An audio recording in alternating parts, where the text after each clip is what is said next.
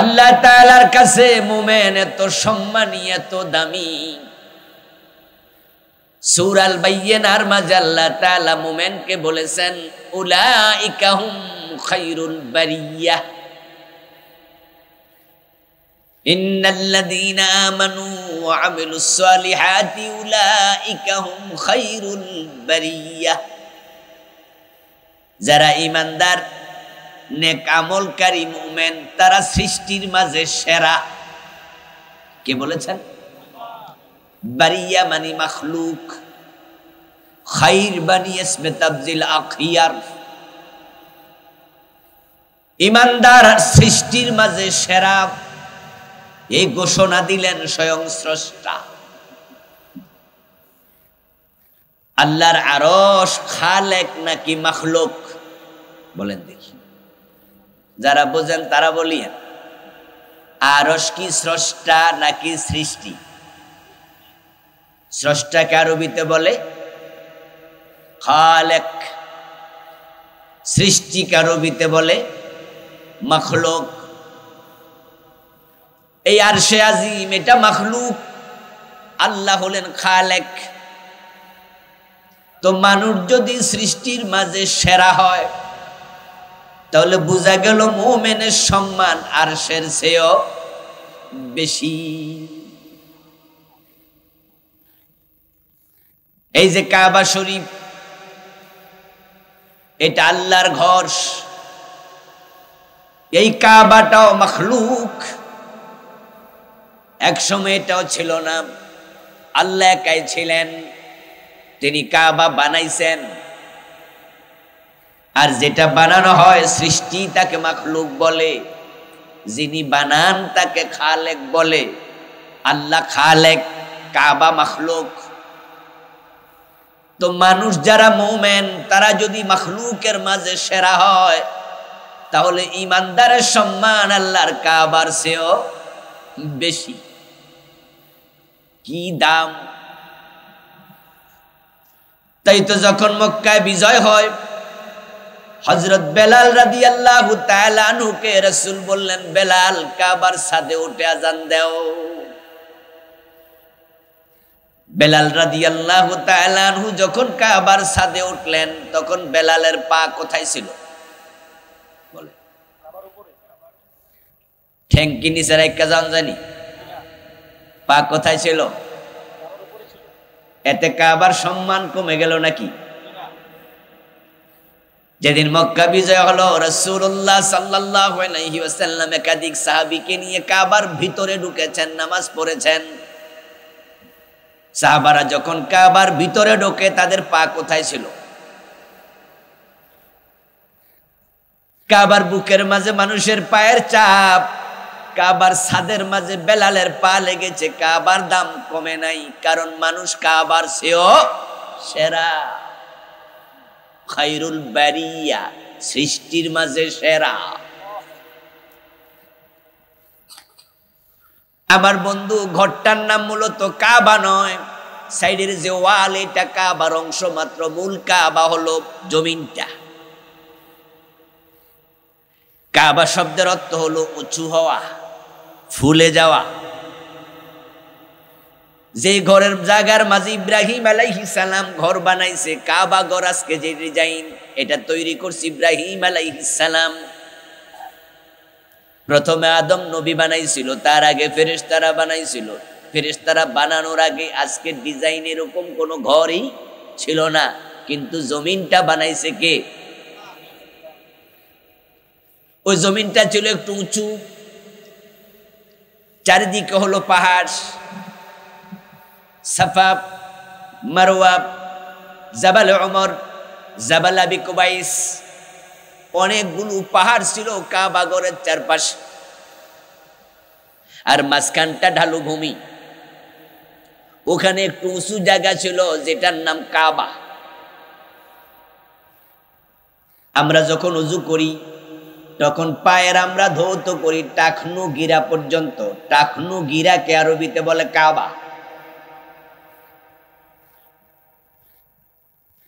ইযা কুনতুম ইলাস সালাতি ফাগসিলু উজুহাকুম ওয়া আইদিয়াকুম ইলাল মারাফিক ওয়ামসাহু বিরুউসিকুম ওয়া আরজুলাকুম ইলাল কাবাইন। কাবা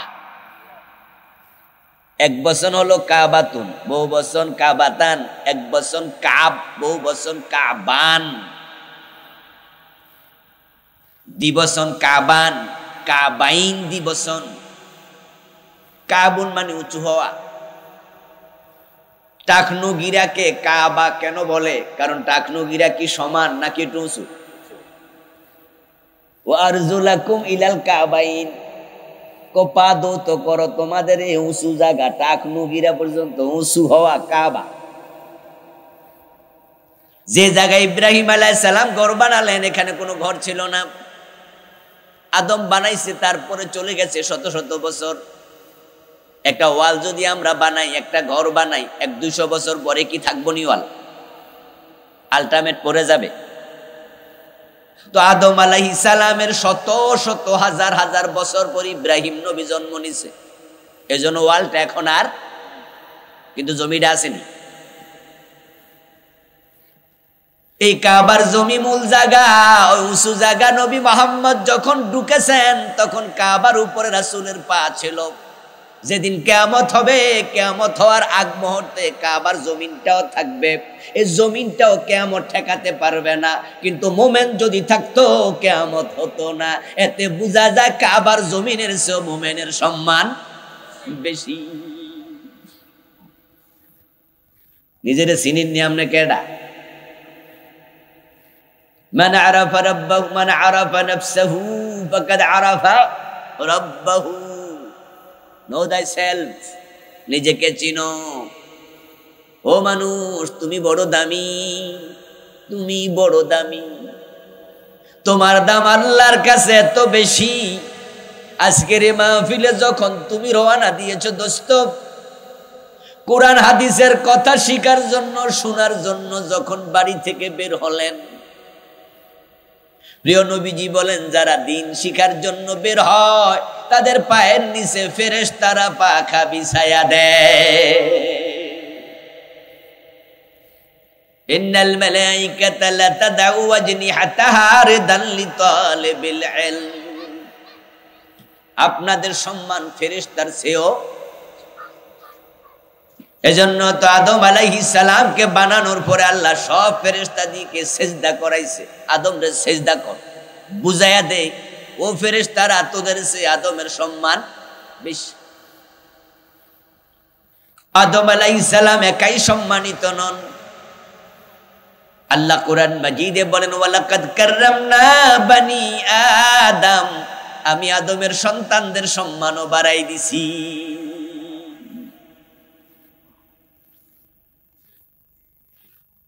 হযরত মূসা আলাইহিস সালামের জান কবজ করতে এসে আজরাইল উনাকে সালাম দেয় নাই। মূসা নবী থাপ্পড় দিয়ে আজরাইলের চোখে একটা কানা বানাইয়া দিছে।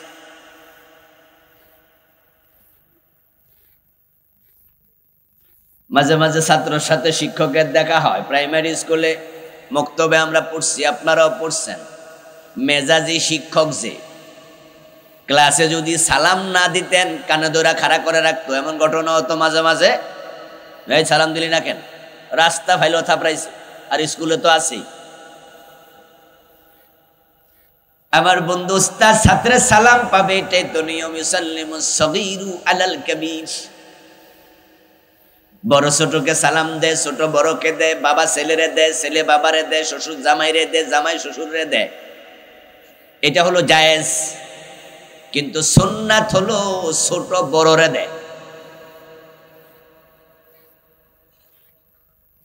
আজরাইল আইছে জান কবজ করার জন্য, নবী মূসাকে সালাম দেয় নাই। নবী মূসা জানে আজরাইল এসে নবী মূসার সম্মান বেশি, তাই সালাম দেয় নাই।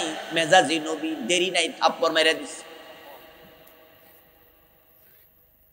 এই ওয়াজ ছোটকালে শুনছিলাম ছাত্র জীবনে। তখন শুনে মনে মনে কইছি হুজুরে কয় কি রে, কত আজগুবি কথায় তো হুজুররা কয়, এটাও মনে হয় আজগুবি হইতে পারে। কিন্তু বড় হইয়া যখন কোরআন হাদিস পড়ি, সহিহ বুখারী খতম করছি, মুসলিম শেষ করছি, পড়তে যাইয়া দেখি বুখারীতে আছে রাসূলুল্লাহ বলেছেন এটা হাদিস সহিহ, বুখারীতে আছে। থাপ্পড় মাইরা চোখ কানা। পরে আল্লাহর কাছে যায় বলছে, আল্লাহ কার কাছে পাঠাইলা? বেড়া তো থাপ্পড় মাইরা দিছে। তখন আল্লাহ আবার ঠিক করে আবার পাঠাইছে। আমার দোস্ত, আপনাকে আপনি চিনুন, আপনি কত সম্মানী। এখন আল্লাহ যারে সম্মান দেয় তার নিজের সম্মান নিজে ধরে রাখার চেষ্টা করা দরকার আছে না নাই?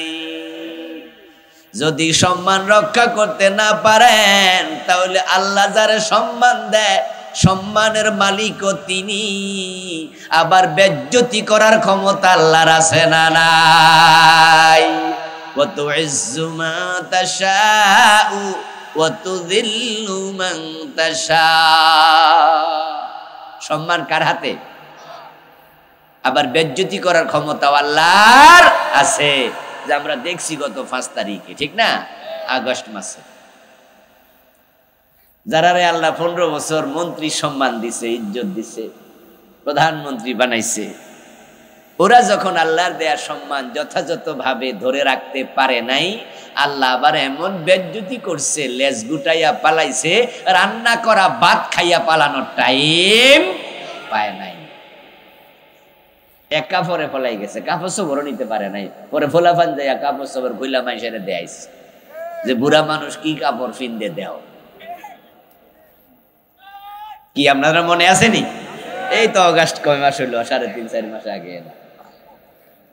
অবস্থাটা দেখেন, যে আল্লাহ সম্মান দেয় উল্টা পাল্টা চললে সে আল্লাহ অপমান করে।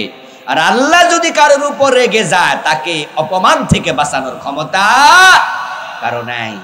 ইন্ডিয়া কত বড় দেশ, তাদের জনশক্তি, তাদের সৈন্য, তাদের পরমাণু অস্ত্র অভাব নাই। ইন্ডিয়া পুরা এই দেশটাকে হাতের তালুতে রাখছিল। এবং আমাদের যারা ক্ষমতায় ছিল 15 বছর, তারা ইন্ডিয়ার সরাসরি সেবা দাস, চাকর তুল্য ছিল।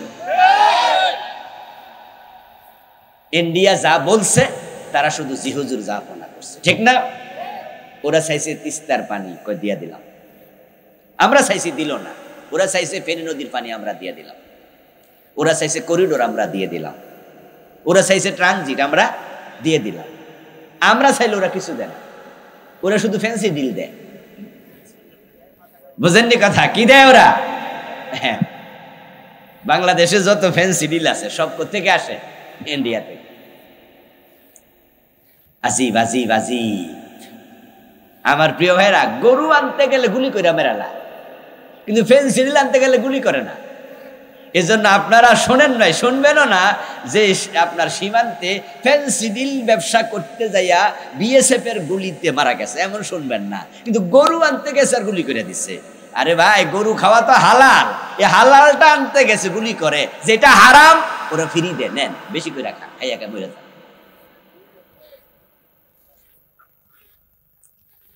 আমার দোস্ত, ইন্ডিয়াকে আমরা এত দিলাম, নেতৃত্ব বললেনি এমন দেয়া দিছি, ইন্ডিয়া কোনোদিন ভুলতেই পারবে না। এবার বলুন তো, যাদের সেবা দাসগিরি করলো, দাসত্ব করলো, অগাস্ট বিপ্লবের সময় ইন্ডিয়াও কি নেত্রীরে বাঁচাইতে পারছেনি? 300 এমপি একসাথে পালাইয়া গেল, মন্ত্রীগুলা পালাইয়া গেল। আরেক বেড়া তো মুখের লম্বা দাড়ি পর্যন্ত কামাইলো, ফালানোর সুযোগটাও। বিচারপতি কলা পাতা শুয়ে রইল, পাবলিক গলায় গামছা বাইন্দা টানে। বেজ্জতি কারে কম? আমি বিচারপতি সাইফুদ্দিন মানিক, বলাবেন গায়ে মানিক কে এদিকে আয়, গলার মাঝে গামছা লাগে, দেখছেন না ভিডিও? গলা মাথা শুয়ে রয়েছে, গলায় গামছা লাগে টানতেছে, এই মানিক কে এদিকে। বেজ্জতি কারে? ও দোস্ত, আমি আলোচনা করছিলাম মানুষের সম্মান আল্লাহর কাছে এত বেশি যে ফেরেশতাদেরকে দিয়ে সেজদা দেয়ালো আদমকে। আদম সন্তানের পায়ের নিচে ফেরেশতা দিয়ে আল্লাহ বিছনা বিছাইয়া দিল, পাখার মতো, পাখা বিছায় বিছনার মতো। এই মানুষগুলো থাকলে ঈমান নিয়া কিয়ামত হবে না। প্রতি বছর এখনো বিভিন্ন দেশের নেতারা গেলে কাবার দরজা খোলা হয় এবং কাবা শরীফের ভিতরে নেতারা ঢোকে। আমাদের বাংলাদেশও একজন ঢুকেছে কাবার ভিতরে, তিনি আল্লামা সাইদি। রাহিমাহুল্লাহ। আচ্ছা, কাবার ভিতরে এখন যখন মানুষ ঢোকে তখন কি ঠ্যাং থাকে না সাথে? কাবার যখন গিলাফ চেঞ্জ করে তখন কি কাবার ছাদে কিছু লোক ওঠে না? আমরা কি ফতুয়া দিছি নিয়ে মিয়া ঠ্যাং মারিতে রেখে যাও না। ইমানদারের সম্মান আল্লাহর কাবার চেয়ে বেশি, কারণ আল্লাহ নিজে বলছে উলাইকা হুম খাইরুল বারিয়া, ইমানদাররা আমলওয়ালা ভালো মানুষ সৃষ্টির মাঝে সেরা। এখন আল্লাহ যে আপনাদেরকে সৃষ্টি সেরা বানাইলো ইমানের কারণে, ইমানের কারণে। আচ্ছা, আদমের সন্তানদের মাঝে কি ফেরাউন কি আদমের সন্তান ছিল না? এ কি সৃষ্টি সেরা নাকি সৃষ্টির মাঝে নিকৃষ্ট? নমরুদ কি আদমের সন্তান না? নমরুদ কি সেরা মানুষ? নিকৃষ্ট। আবু জাহেল নিকৃষ্ট, বেঈমান গুরু সৃষ্টির মাঝে সর্বনিকৃষ্ট। ওগুলো হচ্ছে সুম্মা রাদাদনাহুম আসফালা। আল্লাহ বলে কিছু লোক আছে এমন যাকে আমি ফেলে দিয়েছি সবার নিচে। আমার ভাই, সম্মানের আসনে যদি থাকতে চান, ইমান যদি আপনার সাথে থাকে, আপনার অনেক সম্মান থাকবে, দাম থাকবে। তাই যখন মুমিনরা ঈমান অবস্থায় মারা যায়, ঈমানদার অবস্থায় মারা যায়, ফেরেশতা আপনার কাছে যখন আসবে জান কবজের জন্য, আজরাইল পর্যন্ত আপনাকে সালাম দিতে বাধ্য হবে। ওই যে মুসা নবী থাপ্পড় খাইছে, এরপর থেকে আজরাইল কোন মুমিনরে সালাম দেওয়ার বন্ধ করে নাই। কি খুশি লাগে না আপনাদের? সুবহানাল্লাহ পড়েন না? তাহলে আজরাইল আপনাকে সালাম দিবে, থাপ্পড় কি আর খাইবো নাকি? একবার খাইছে। ঈমান অবস্থায় মারা গেলে প্রত্যেক মুমিনকে যে আজরাইল সালাম দেয় তার প্রমাণ হলো আল্লাহর কোরআনের একটি আয়াত। আল্লাহ নিজে বলছেন, লাযীনা তাতাওয়াফাহুমুল মালাইকাতু তাইয়্যিবিন ইয়াকুলুনা সালামুন আলাইকুম। সুবহানাল্লাহ। ফেরেশতা যাদেরকে ঈমানদার অবস্থায় মৃত্যু দেয়, তখন ফেরেশতারা এসে প্রথমে যেটা করে সেটা হলো আপনার সাথে দেখা হওয়ার সাথে সাথে বলবে আসসালামু আলাইকুম। ও আল্লাহর বান্দা, আমি আজরাইল, আমার সাথে আছে অসংখ্য ফেরেশতা, তুমি আজরাইল আমাকে দেখে ভয় পাইও না, আমি মালাকুল মউত আজরাইল, টেনশন করিও না, বরং আমারে আল্লাহ শিখাই দিছে আগে আইসা তোমারে যেন সালামটা দেই, সালাম দিয়া বুঝায়া দে আমি যে তোমার শান্তি কামনা করছি। আসসালামু আলাইকুম বাংলা অর্থ হলো তোমার উপর আল্লাহর শান্তি বর্ষিত হোক। তা আমি আজরাইল যদি শান্তি কামনা করি, আমি আজরাইল তোমার অশান্তির কারণ হতে পারি না। রাতের গভীরে অন্ধকারে কোনো এক কারণে আপনি কুমিল্লা শহরে রওনা দিলেন, সাথে আপনার আছে একটা মোবাইল যেটার দাম 70-80 হাজার টাকা। এরপরে আপনার পকেটের মানি ব্যাগে 20-30-50 হাজার টাকা আছে, জরুরি কাজে ঢাকা কুমিল্লা যাচ্ছেন, অন্ধকার রাত। একটু যাওয়ার পরে যদি দেখেন যে রাস্তার মোড়ে কার আওয়াজ শোনা যায় রাতের বাজে 2:30 থেকে 3টা, যদি দেখেন যে পাবলিক মনে হয়, তখন তো মনে কত কিছু জাগবে, আল্লাহ জানে চোর না ডাকাত, কিটা যে হয় না ছিনতাইকারী, এরকম একটা টেনশন আপনার ভিতরে। আর আপনি ধীরে ধীরে হাঁটছেন, কাছাকাছি যেতে না যেতেই ওখান থেকে আওয়াজ আসছে আসসালামু আলাইকুম। আচ্ছা, সালামটা শোনার সাথে সাথে ওদেরকে কি ডাকাত মনে হইব নি? আর আপনার অন্তরে যে একটা টেনশন ছিল, সালাম পাওয়ার সাথে সাথে কিন্তু আপনার টেনশনটা দূর হয়ে যাবে। সালাম হলো শান্তির মেসেজ, শান্তির বার্তা। মালাকুল মউত আজরাইল এসে আপনাকে সালাম দেবে, সালাম দিয়া বুঝাবে টেনশন করো না, আমি অশান্তির কারণ নই। ও দোস্ত, ফেরেশতা সালাম দেবে আপনাকে মরার সময়। তারপরে এবার কবরে ফেরেশতা প্রশ্ন করবে, প্রশ্ন যখন বেশি করবে, মান রাব্বুকা ওয়া মা দীনুকা ওয়া মান নাবিয়্যুকা, এই 3 প্রশ্ন ফেরেশতাকে করার দায়িত্ব আল্লাহ দিছিল।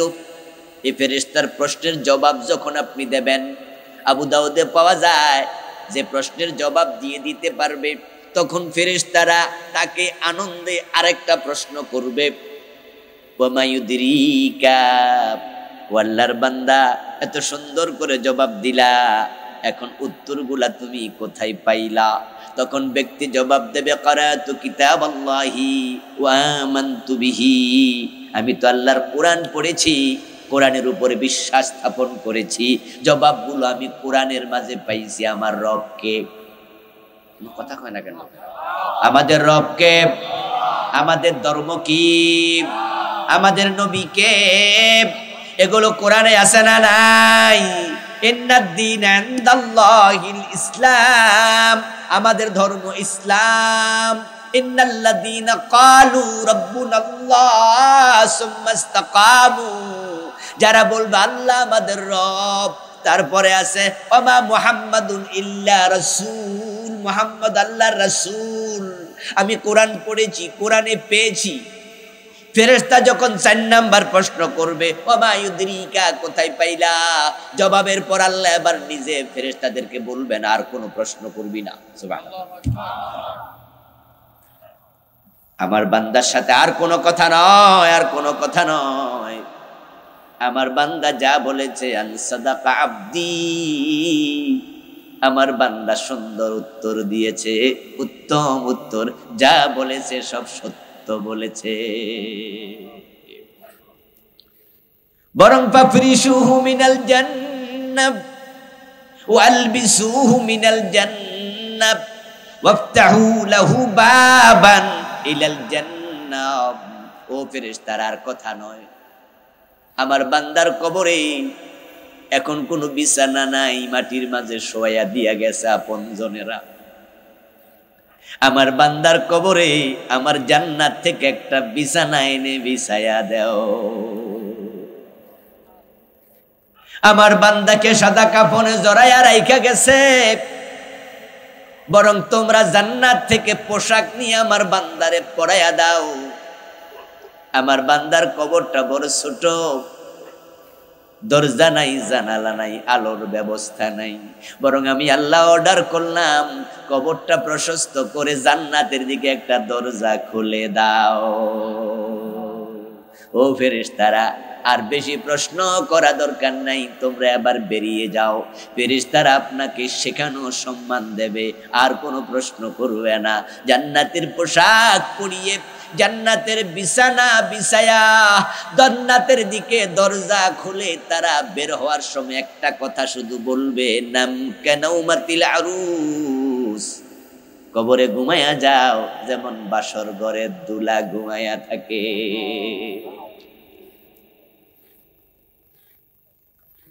যখন আবার কবর খুলে দেয়া হবে, ওয়াইদাল কুবুরু বুসিরাত, একটা দিন আসবে যেদিন কবর আবার খুলে যাবে। সুম্মা নুফিকা ফীহি উখরা ফাইদাহুম কিয়ামুন ইয়ানজুরুন। ইসরাফিল যখন তৃতীয়বার সিংহায়, তখন আবার আল্লাহ কবর খুলে দেবে, মানুষ কবর থেকে দাঁড়াবে। যারা মুমিন তারা কবর থেকে উঠে দেখবে কবরের পারে ফেরেশতারা ফুলের মালা নিয়া, জান্নাতের গাড়ি নিয়া দাঁড়ায় আছে। ইমানদারের সম্মান শুধু দুনিয়ায় নয়, এ সম্মান জান্নাত পর্যন্ত চলতেই থাকবে। قال رسول الله صلى الله عليه وسلم يحشر الناس يوم القيامة ثلاثة أصناف صنفا مشاة وصنفا ركبانا وصنفا على وجوههم। নবীজি মুহাম্মদ সাল্লাল্লাহু আলাইহি ওয়াসাল্লাম বলেন, কবর থেকে মানুষ 3 দলে বিভক্ত হয়ে উঠবে। এক দল যারা ভালো মানুষ, মুমিন, তারা উঠে দেখবে জান্নাতের গাড়ি কবরের পারে। ফেরেশতারা ফুলে ফুলে তাকে বরণ করবে, গলার ফুলের মালা দেবে, ফুলের পাপড়ি ছিটাবে, আহলান সাহলান মারহাবা মারহাবা, ওয়েলকাম বলে বলে ফেরেশতা আপনাকে সম্মানের সাথে জান্নাতের গাড়িতে বসাবে। ওই গাড়ি তারাই চালায়া ডাইরেক্ট আল্লাহর আরশে আজিমের নিচে চলে যাবে। ও মুমিন, তোমাকে তুমি চিনো, তাহলে রবকে চিনবে। তারপরে এবার আরশে আজিমের নিচ থেকে আল্লাহ তাআলা বলবেন, যা যা ও আমার প্রিয় বান্দা, ফাদখুলি ফি ইবাদি ওয়াদখুলি জান্নাতি। আমার ভালো গোলাম, তুই গোলামের কাতারে ঢুকেছিস, এবার জান্নাতে ঢুকে যাও। সিকাল্লাযীনা তাকাউ রাব্বাহুম ইলাল জান্নাতি যুমারা। এবার ফেরেশতারা আপনার কাছে আবার আসবে, তারা এসেই আপনাকে আবার সসম্মানে জান্নাতের দিকে নিয়ে রওনা দেবে। হাত্তা ইযা জাউহা ওয়া ফুতিহাত আবওয়াবুহা ওয়া ক্বালা লাহুম খাজানাতুহা আসসালামু আলাইকুম। আপনি জান্নাতের দরজায় যাবেন, সেখানে গিয়ে দেখবেন আরেক দল ফেরেশতা আপনাকে সালাম দিয়া বরণ করছে। ইমানদারের সম্মানের কথা বলছিলাম, এই ইমানদারদের নামে আল্লাহ সূরা নাজিল করছে। আমাদের আলোচিত সূরার নাম সূরা আল মুমিনুন। এখন আল্লাহ যে সম্মান দিল ইমানের কারণেই তো দিল নাকি? এখন এই ইমান ধরে রাখতে হবে তো। যদি ধরে না রাখেন তাহলে কিন্তু আবার ওই শেখ হাসিনার মতো লেস্টেজ গুটাইয়া পলানো লাগবে, পলানোর জায়গাও মিলবে না। দেখেন না, বাংলাদেশে তিনবার লাগাতার প্রেসিডেন্ট, এখন পলানোর জায়গা পৃথিবীর কোনো দেশ দেয় না। ইন্ডিয়া দয়া করে একটু দিছে আর কি, যদি দয়া করে ইন্ডিয়া না দিত যাইতো কই, যাওয়ার জায়গা করে। কি আশ্চর্য! দাকাত আলাইহিমুল আরদু বিমা রাহুবাত।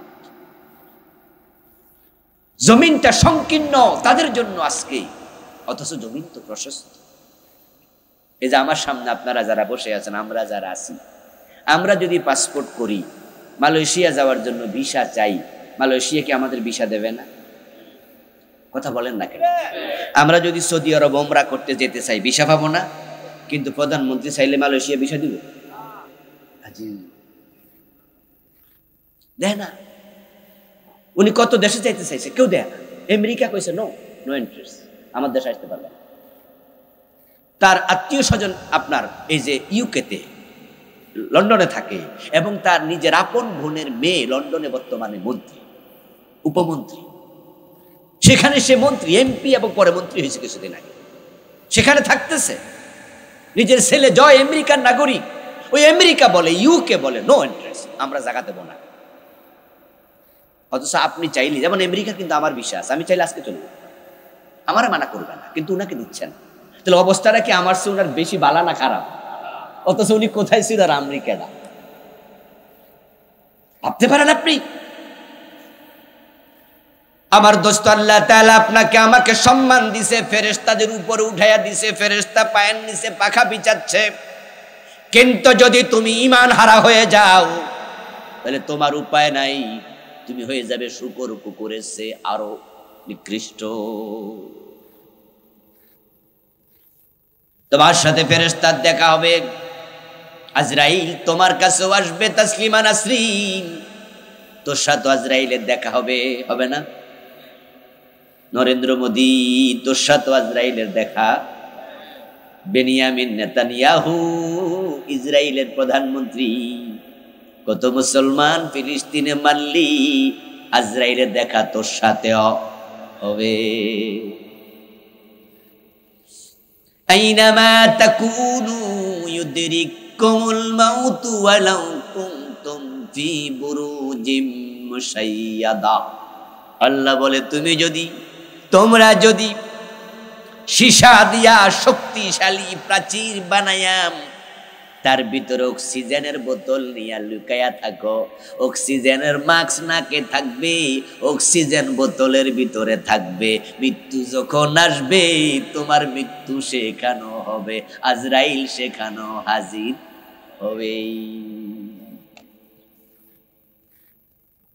পালাবে কোথায়? পালাবে কোথায়? পালানোর জায়গা নাই। যেখানে যাও সেখানে আজরাইল যাবে, এসে হাজির হয়ে যাবে। নবী সুলাইমান আলাইহিস সালামের যুগে এক ব্যক্তি নবী সুলাইমানের কাছে এসে বলল, আল্লাহর নবী, আমার খুব ভয় লাগতেছে, আমার একটু আপনি অমুক জায়গায় তাড়াতাড়ি পাঠানোর ব্যবস্থা করেন। সুলাইমান নবী যেখানে দাঁড়ায় আছেন ওই লোক সহ গল্প করতেছেন, সেখান থেকে জায়গাটার দূরত্ব অনেক বেশি, অনেক বেশি। একদিনের রাস্তা, যদি সে দৌড়াইয়া যায় ঘোড়ায় তাও লাগবে এত দূরের জায়গা। ধরেন এখানে বললো যে আমার এখনই আপনি ঢাকা পাঠান, তো ঢাকা যদি আমি প্রাইভেট কারেও যাই তাও তো 1.5 ঘন্টা লাগবো। সুলাইমান নবী কইছে কি তোমার, তুমি অমুক জায়গায় কেন যাইতে চাও? বলে আমি ভয় পাচ্ছি, কিছুক্ষণ আগে আমার কেউ ধরতে আইছিল, আর আমি জানি আপনার কথা বাতাসে শুনে। সুলাইমান আলাইহিস সালাম পৃথিবীতে এমন ক্ষমতা প্রাপ্ত নবী ছিলেন, আল্লাহ তার অসংখ্য মাখলুকের উপরে সুলাইমান নবীরে ক্ষমতা দিছে। এমন ক্ষমতা আল্লাহ আর একজন নবীকেও দেয় নাই। উনি পাখির কথা বুঝতেন, পাখি উনার কথা বুঝতো। উনি পিঁপড়ার কথা বুঝতেন, পিঁপড়া উনার কথা বুঝতো। সূরা নমল পড়লে পাবেন বিস্তারিত কাহিনী। উনি পাখির সাথে কথা বলতেন, চিঠি লিখছেন, পাখি যায় চিঠি লইয়া রানী বিলকিসের কাছে যা। শোনেন নাই? উনার মাজলিসে জিনেরা ছিল, কে আসো, বিলকিসের সিংহাসন নিয়ে আসো। পিঁপড়া উনি যাচ্ছে আর বলতেছে, ও পিঁপড়ার দল, সুলাইমান নবী আসতেছে, সঙ্গীদেরকে সাথে নিয়া তাড়াতাড়ি গর্তে ঢোক, না হয় কিন্তু সুলাইমান পা দিয়া ফিসে ফেলবে, তোরা তো ছোট্ট ছোট্ট, তোরা দেখবো না। নবী সুলাইমান পিঁপড়ার কথা শুনে মুস্কি মুস্কি হাসেন। সুবহানাল্লাহ। ওয়ালি সুলাইমান আর-রিহ, সুবহানাল্লাহ পড়ে। আল্লাহ কোরআন বলে আমি বাতাসকে নবী সুলাইমানের অনুগত করে দিয়েছি, বাতাসও নবী সুলাইমানের কথা শুনতো। আমরা বিভিন্ন জায়গায় যাওয়ার জন্য আজকের আধুনিক যুগে আমরা হেলিকপ্টার ব্যবহার করি না, ব্যক্তিগত বিমান আছে, এমন লোক আছে না?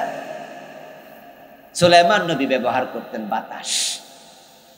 উনি বাতাসের বলতেন, এই বাতাস করি, বাতাস করতে, জি হুজুর আইসি। কই আমি হয়তো সিটাং যাবো, কত ওঠেন নেই। ওই মুরিদ আইসা, উম্মত আইসা বলতেছে, হুজুর আমার কে জানি ধরতে চাইছে, আমি ডরাইছি, আমার এখানে থাকবো না, আমার একটু ঢাকা পৌঁছায় দেন, অমুক জায়গায় পৌঁছায় দেন। আর আমি তো জানি বাতাস আপনার কথা শোনে, তাই বাতাসের কন আমার জন্য একটু অমুক জায়গায় নে। হতে পারে তার আত্মীয় স্বজন সেখানে ছিল। তো সুলাইমান নবী কয়, ঠিক আছে, আল্লাহ যেহেতু আমার ক্ষমতা দিছে, বেডার উপকার একটু, কথা না কইলে কিন্তু ওয়াজ করবো না। কথা কি সব আমার দিয়ে কইব? এসব কি? এই তো এক বৈষম্য। কি বৈষম্য বিরোধী আন্দোলন হয়েছে না? না, কিন্তু আন্দোলন এখনো শুরু হইল। সুলাইমান আলাইহিস সালাম বললে, সামর্থ্য যদি থাকে মানুষের উপকার করা দরকার আসেনি? আপনারা করেন তো, করেন তো, করবেন, করবেন, উপকার করবেন। আপনি মানুষের উপকার করেন, আল্লাহ আপনার উপকার। যখনই সুযোগ মানে রাহমু মান ফিল আরদ ইয়ারহামকুম মান ফিস সামা। প্রিয় নবীজি সাল্লাল্লাহু আলাইহি সাল্লাম বলছে, তুমি জমিনওয়ালার সাথে উপকার করো, রহম করো, ভালোবাসার আচরণ করো, তাহলে তুমি আর আল্লাহরে ডাকা লাগবে না। তোমার বিপদের দিন আল্লাহ নিজ থেকে ভালোবাসা দেখাবে। কুত্তারে পানি খাওয়াইছে, আল্লাহ জীবনে সব গুনাহ মাফ করে। এমন হাদিস আছে না? সে পতিতা ছিল, নিকৃষ্ট নারী, সব মাফ করে দিয়েছে। করবেন এগুলা, চান্স পাইলে মানুষের উপকার করবেন। আমরা তো না কেমন হয়ে গেছি, আমরা রোবট হয়ে যাচ্ছি, দিন দিন যন্ত্রমানব হয়ে যাচ্ছি, শুধু নিজেরটা বুঝি আর কিচ্ছু বুঝি না। কিছু লোক আছে এমন, প্রয়োজনে পয়সা যাক তা নিজেও খাইবো না, কারোর দিব। এমন লোক আছে নি সমাজে? আছে। ফসি যাক দিব না। খুব খারাপ অভ্যাস এগুলা, এমনটা হবেন না। কুনতুম খায়রা উম্মাতিন উখরিজাত লিন-নাস। এক আয়াত আল্লাহ বলছে, আমি তোমাদেরকে সৃষ্টি সেরা বানাইছি, আমি বানানোর পিছনে উদ্দেশ্য তুমি অন্য ভাইয়ের কল্যাণ করবা। সুবহানাল্লাহ। এজন্য মানুষের পারলে উপকার করবেন, চান্স পাইলে করবেন। কারণ উপকার করার ক্ষমতা আপনারা কে দিছে? বলেন না, কে দিছে? যে আল্লাহ চাইলে কি এটা কাইরা নিতে পারে না?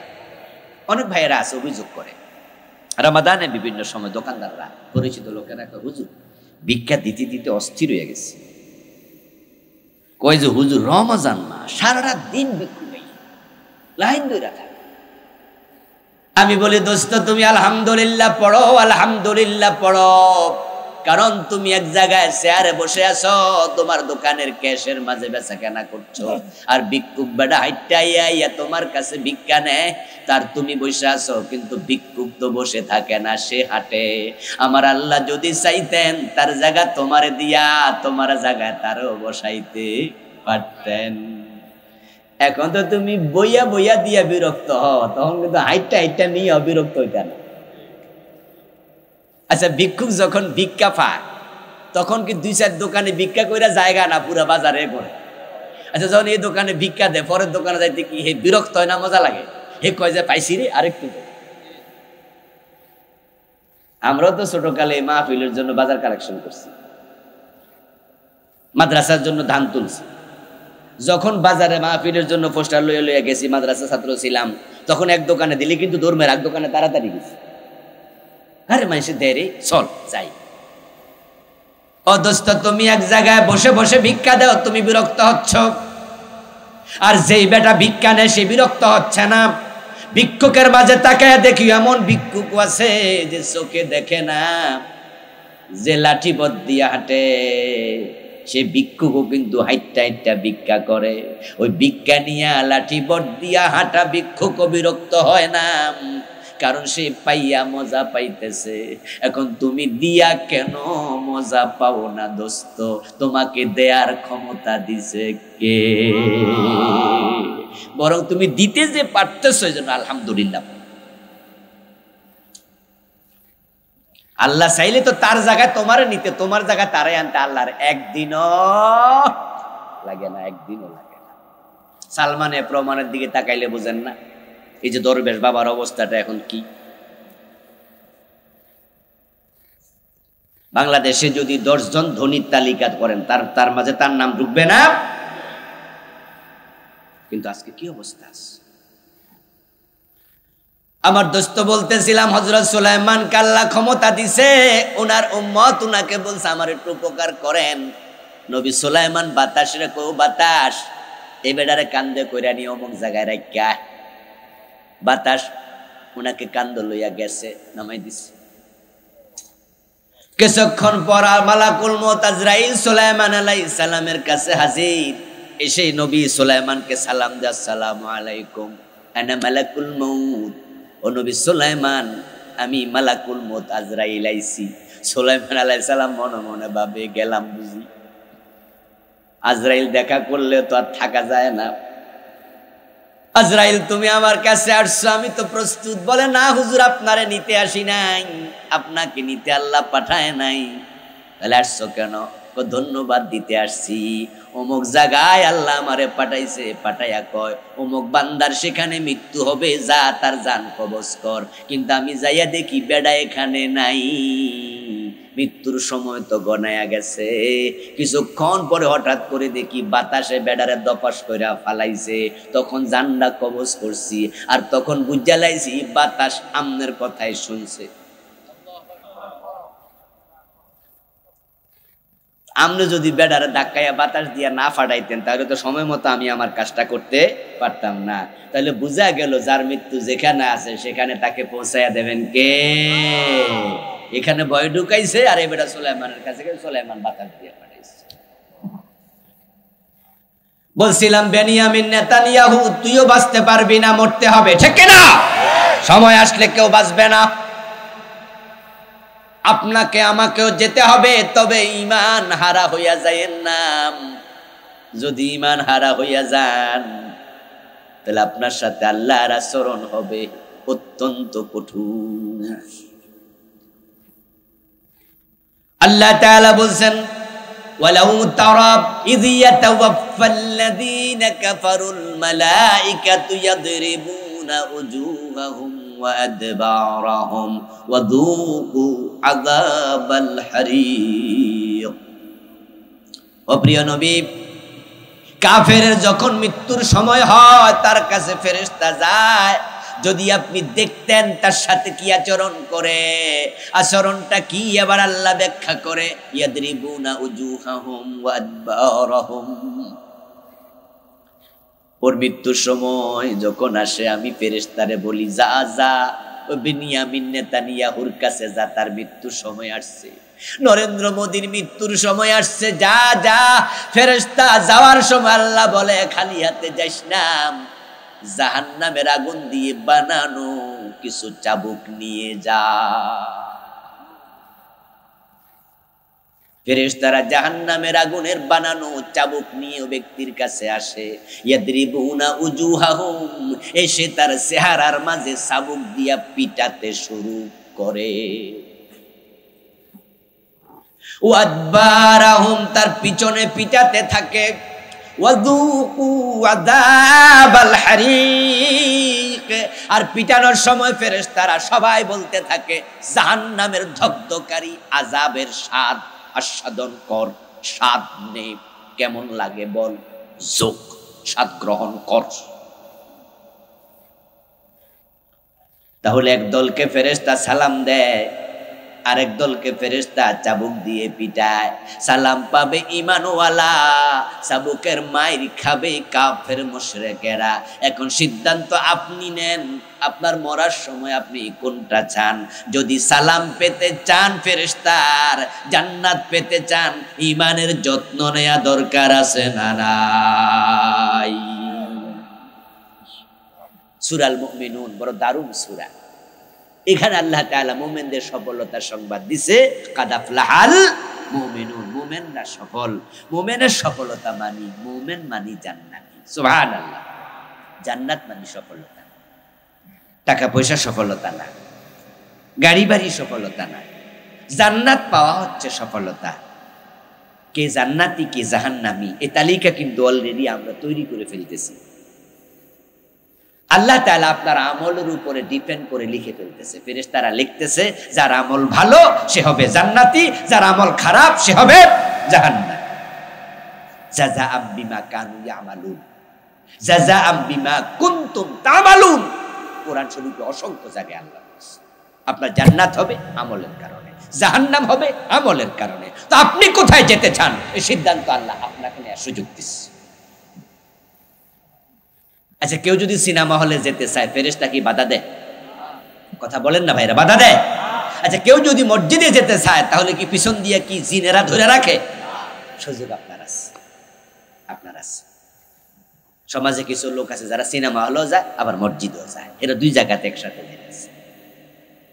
মাহফিলও আসে, গানেও যায়, মসজিদে গিয়ে আল্লাহর সেজদা দেয়, আবার তারাই আল্লাহর আইনের কথা শুনলে চেহারা কালো কইরা যে আল্লাহর আইনের কথা বলে তাকে রাজাকার বলে গালি দেয়। মসজিদে যাইয়া আল্লাহর আইনের বিরোধিতা করে আজীব মানুষ এ আছে। কিন্তু মসজিদে, এই মসজিদে কাকে সেজদা দিতে গেছে? তো হুজুর কার আইনের কথা কইছে? তো আল্লাহর আইনের কথা কইছে, হুজুরের ইমামতি থাকে না। গত 15 বছরে আল্লাহর আইনের পক্ষে কথা বইলা ইমামতি হারাইছে এমন ইমাম সাহেব আছে না নাই? আচ্ছা, ইমামের চাকরিটা কি হিন্দু বৈদ্য খাইছে? হিন্দু বৈদ্যকে মসজিদে আইন তো কেডা খাইল?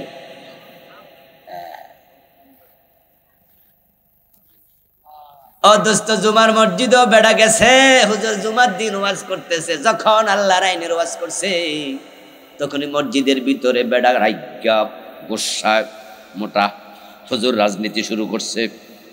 বুঝালাইছি এ হুজুর মনোমক দল করে, আল্লাহর আইনের কথা বলছে, তাই পরে এবার নেতাদের কাছে বিচার দিছে। আর নেতা কইয়া দিছে আগামী জুমা থেকে হুজুরের যেন আর না দেখি, হুজুরের চাকরি শেষ। তুমি আজীব মানুষ, তুমি আজীব মানুষ, তুমি দুদিল বান্দা হয়ে গেলে। দুদিল বান্দা কালমাসর না পায় শ্মশান না পায় ঘর। দুদিল বান্দা যারা হয় তারা সুস্পষ্ট ভণ্ড। এই ভণ্ডামি ছাড়তে হবে, একমুখী হওয়া লাগবে।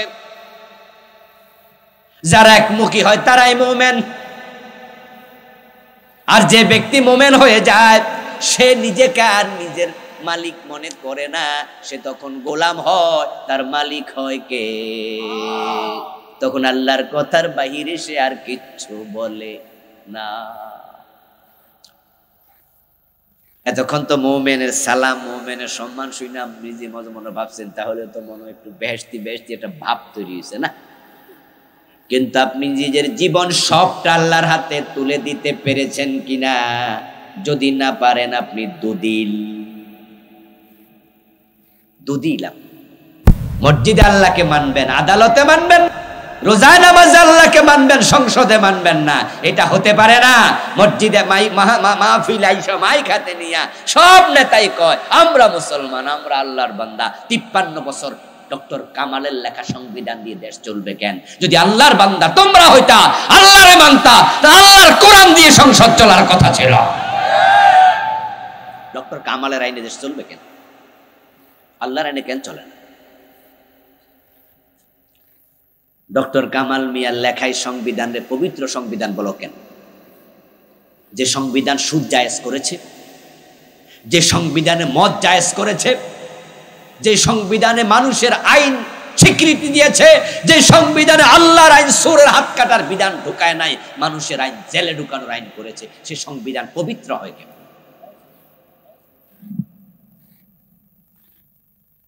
আর আমি আশ্চর্য হই, যারা কয় সংবিধানের পবিত্র সংবিধান, হেরাই আবার এই সংবিধান রে স্বাধীনতার পরে 17 বার পাল্টাইছে।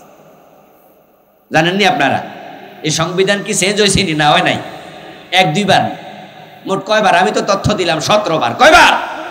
আচ্ছা 17 বার যদি পাল্টায়, তো যিনি পাল্টাইছে এটি কি পবিত্র হয়েছিল? তো পবিত্র হইলে পাল্টাইল কেন? বড় সুবিধাবাদী, বড় চালাক। নিজের মন মতো হয় নাই, পাল্টাইয়া দিস। নিজের মন মতো হয়েছে, পবিত্র হয়ে গেছে। এই জন্য আমরা যারা ঈমানওয়ালা, আমরা কোনোদিন এই সংবিধানের সকল বিধানের সাথে একমত হই নাই। যতটুকু কোরআনের সাথে সাংঘর্ষিক নয় অতটুকু মানতে কোনো আপত্তি নাই, কিন্তু যেখানে সংঘর্ষ আছে অতটুকু মানব না। আমরা কোরআনকে সংবিধান মানি, আল্লাহর আইন ছাড়া কারো আইন মানতে কোনোদিন রাজি হব না। তাহলে আপনি মুমিন।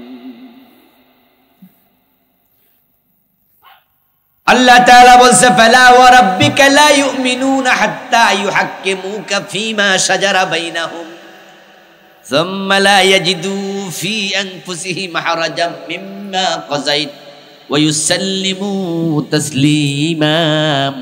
ও প্রিয় নবীজি, যে মানুষগুলো আপনি নবী মুহাম্মদ যা বলেন তা নিঃসংকোচে মানবে না, আল্লাহ বলে আমার কসম করে আমি আল্লাহ বলি লা ইউমিনুন, তারা মুমিন না।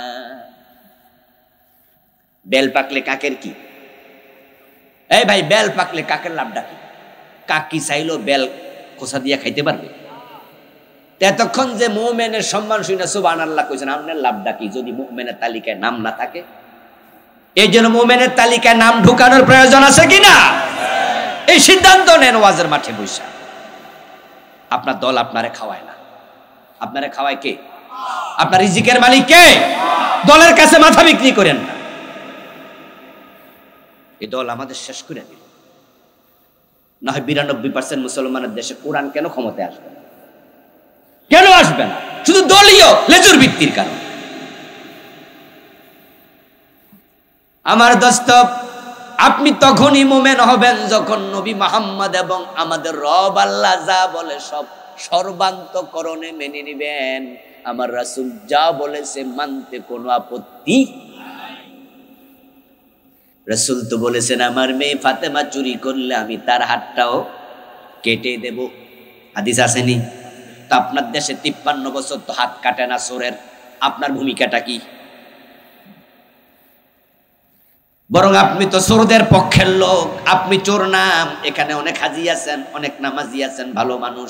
আপনি জীবনও মানুষের 10 টাকা খান নাই, কিন্তু আপনি যারে ভোট দিছেন হেতে তো খাইয়া বইয়া রয়েছে। নেত্রী কয় তার ফিয়ন নাকি 400 কোটি টাকার মালিক। কইছিনি? আচ্ছা কথাটা কি আমরা কইছি নাকি? আমরা কইলে কইতেন যে হুজুর মনে মিছা কথা। তার 400 কোটি টাকা পাইলো কই? কোথায় পাইল? কার টাকা? এসালম গ্রুপ নাম শুনছেন? ইসলামী ব্যাংকের 18টা শাখা থেকে নাকি 80,000 কোটি টাকা বিদেশে পাচার করছে। ইসলামী ব্যাংকের মাঝে রিক্সাওয়ালাদের অ্যাকাউন্ট আছে না নাই? মাইয়া বিয়া দিব গরিব ভিক্ষুক, সেও ভাবে মাসে 1000 টাকা করে একটু জমাই। মাইয়াটা বড় হইছে, বিয়ার সময় কাজে লাগবে। ওই ভিক্ষা করা ভিক্ষুকের অ্যাকাউন্ট ইসলামী ব্যাংকে আছে। এখন 80,000 কোটি টাকার মাঝে ভিক্ষুকের টাকাও ঢুকছে। এই টাকা কিভাবে সে নিল? অর্থমন্ত্রী চুপ ছিল কেন? অর্থ সচিব চুপ ছিল কেন? গভর্নর চুপ ছিল কেন? প্রধানমন্ত্রী চুপ ছিল কেন? ওদের কি দায়িত্ব নাই? ৮০,০০০ কোটি টাকা বেটা নেয় কেমনে? আসলে বেটা এখানে নাই, ওদেরও এখানে সায় আছে যে তুই অর্ধেক খা, আমি অর্ধেক, যা, জাতির ১২টা বাজুগা। তা আপনি কোন হুজুর, আমি তো হাজী সাহেব, আমি তো কারোর টাকা খাই না। আসরের দিন আল্লাহ বলবে, তাহলে তুই ওই সুরদের পক্ষে ছিলি কেন? এখন এই চুরি বন্ধের ব্যাপারে আমার নবীর আইন হাত কাটা, এটা চালু করা বাংলাদেশে দরকার আছে না নাই? কোরআন যদি ক্ষমতায় যায়, সংসদে ঢোকে, তখনই চোরের হাত কাটার আইন হবে, এর আগে হবে না। এখন এই কোরআনকে সংসদে নেওয়ার জন্য আপনার আমার দায়িত্ব আছে না নাই?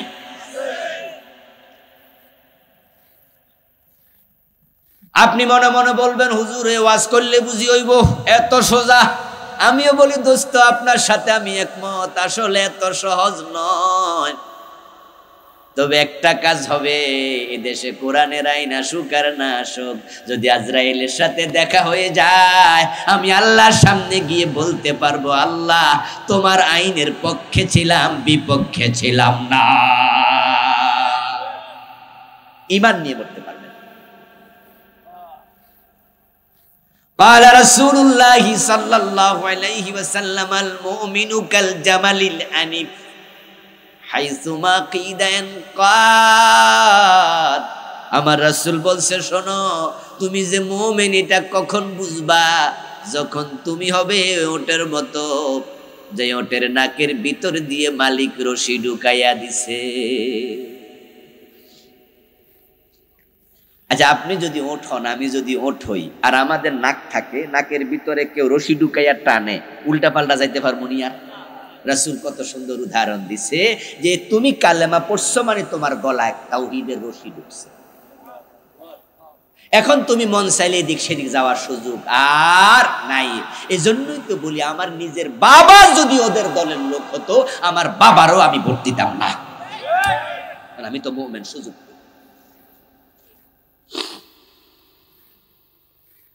আল্লাযীনা হুম ফি সালাতিহিম খাশিউন, সফল মুমিন তো সে যে নামাজের মাঝে খুশু খুদু অবলম্বন করে।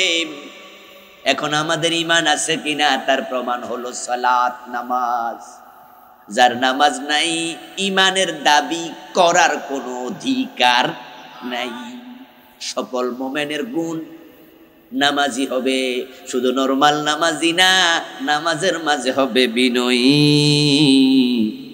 যে ব্যক্তি মনোযোগী নামাজি হয়, তার নামাজ তাকে অন্যায় থেকে ফিরায়া রাখে এবং নামাজ তাকে আল্লাহর কাছে নিয়ে যায়।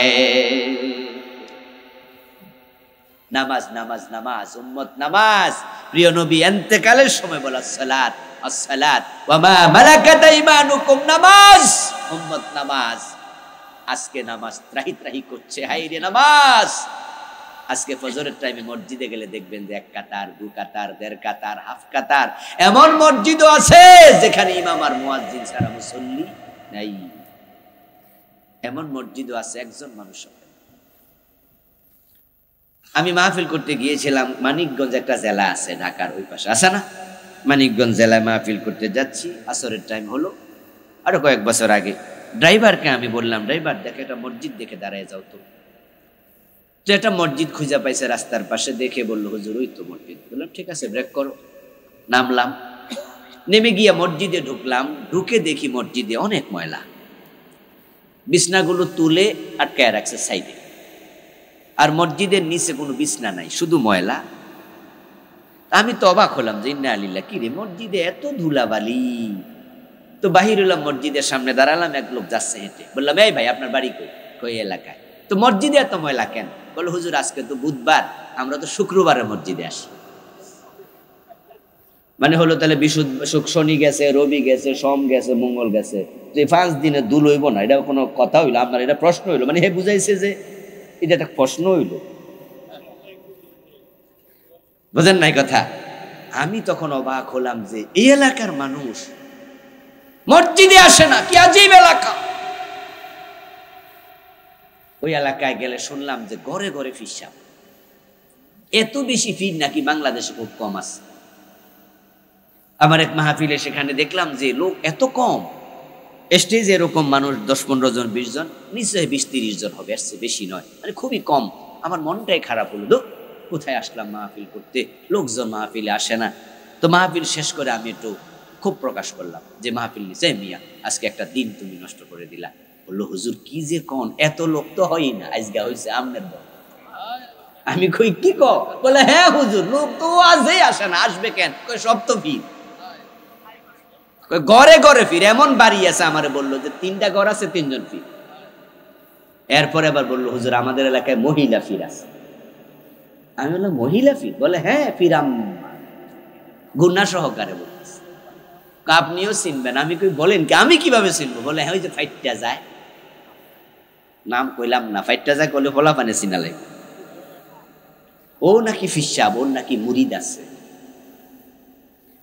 আমার প্রিয় ভাই, নামাজের অবস্থা কি? মাগরিবের টাইমে যাবেন, আপনাদের বাজারে যাবেন, বাজারে গেলে দেখবেন মসজিদের পাশের দোকান, মাগরিবের নামাজ চলে, চা দোকানে নাটক, সিনেমা, টেলিভিশনে চলে। মসজিদের পাশের দোকানে বইয়া নামাজ চলাকালে আল্লাহর বান্দারা বিড়ি টানে। সবাই কি হিন্দু? হিন্দুর বাচ্চা নাকি? না না, মুসলমান। মানুষ মরে গেছে, কবর খোরে, যে কবর খোরে হে নামাজ পড়ে না। এমন কবর খোরার লোক আছে না নাই? আমি নিজের চোখে দেখেছি, কবর খুইরা একটু রেস্ট নিতেছে, এই ফাঁকে বিড়ি টানতেছে। কবর অর্ধেক খুইরা পরিশ্রম হয়েছে তো, গাম টাম হয়ে গেছে, এই জন্য কবরের পাশে বিরতির টাইমে বিড়ি খাইতেছে, আবার গোসলিংটা দিয়া খাইতেছে। আমরা কোথায় যাচ্ছি দিন দিন? কোথায় যাচ্ছি আমরা? অনুভূতি লেস হয়ে যাচ্ছে, যন্ত্র মানব, রোবট হয়ে যাচ্ছে, পশু হয়ে যাচ্ছে। আপনাদের এই বড়দশিয়া এখানে বাজার টাজার আসেনি? পাশে তো চান্দলা বাজার আছে। হ্যাঁ, দেখবেন যে মাঝে মাঝে ঈদের সময় এমনও গরু দোকানদার আছে যারা কসাই গরু গোস্ত বেচে, তারা 2-3টা গরু একদিনে বিক্রি করে, এমন আছে না? বিপাড়া গেলে তো অ্যাভেলেবেল ঈদের সময়। বিশেষ যখন গরু 3-4টা তারা নেয় জবাই করার জন্য, তখন কি 3টা একসাথে জবাই করে না সিরিয়ালে? হ্যাঁ, প্রথমে একটা করে, বাকি 2টা বাইন্দা রাখে। ওরা দেখে আর কি, দেখি যদি ভালোই বেচা কেনা হয় আরেকটা, আর না হয় জিন্দা থাকবে। আপনি দেখবেন যে গরু যে 2টা বাইন্দা রাখে, যেটা জবাই করতেছে, ওই 2টা পাশে ঘাড়ে এখানে রং সেটাছে যে কেমনে জবাই করে। আর গরুকে আপনি তাকিয়ে দেখবেন, যখন তার সতীর্থকে জবাই করে, ওই দাঁড়িয়ে থাকা গরুটা, সে তখন পেটের ভিতর থেকে খাবার বাইর করে জিব্বা নাড়তেছে, জাবর কাটতেছে, মানে হে মনের সুখে খাইতেছে, অথচ তার দোস্তরে জবাই করতেছে। হে সিরিয়াল নাম্বার 2, এ বুঝেই, এই যে কিছুক্ষণ পরে হেরে হইব, এ বুঝেই। আচ্ছা, যে কবর খরুন না লোকটা কবরের পাশে বিড়ি খায়, হের যে কয়দিন পরে মরবে, এ বুঝটা থাকলে বিড়ি খাইতো?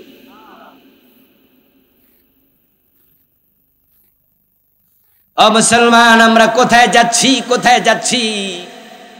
বাইতুল মুকাররম মসজিদের দোতলায় নামাজ চলে, আর নিচতলা গিয়ে দেখবেন রমরমা ব্যবসা চলছে।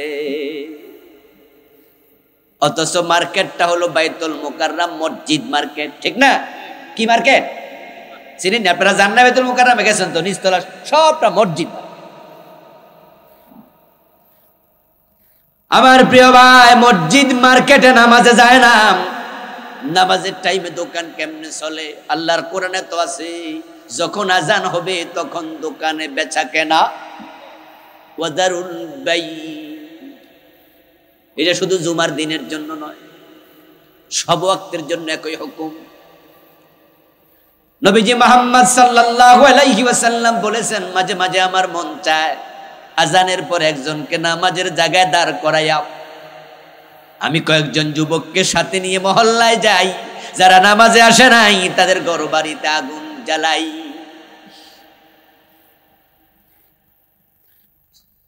ও দোস্ত, ইসলামী সরকার যদি ক্ষমতায় আসে, আজানের পরে দোকান চলতে পারবে না, আইন হয়ে যাবে।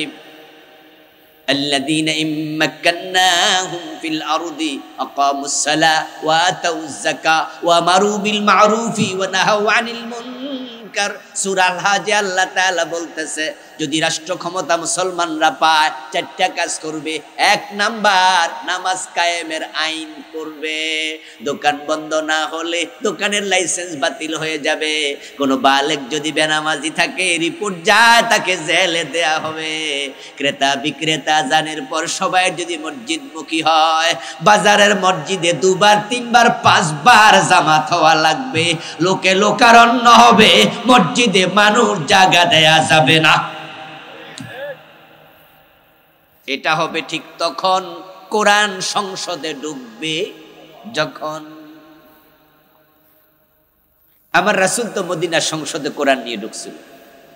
ঢুকে তিনি কোরআনের আইনগুলো সমাজে অ্যাপ্লাই করছে, প্রয়োগ করছে, অ্যাপ্লাই করছে। হযরত ওমর তো অর্ধ পৃথিবী চালাইছে কোরআন দিয়ে, ঠিক না? তো 56,000 বর্গ মাইলের বাংলাদেশ কোরআন দিয়ে কেন চলবে না? কোরআনের কি ক্ষমতা নাই? এই দেশে কি কোরআনওয়ালা মুসলমান নাই?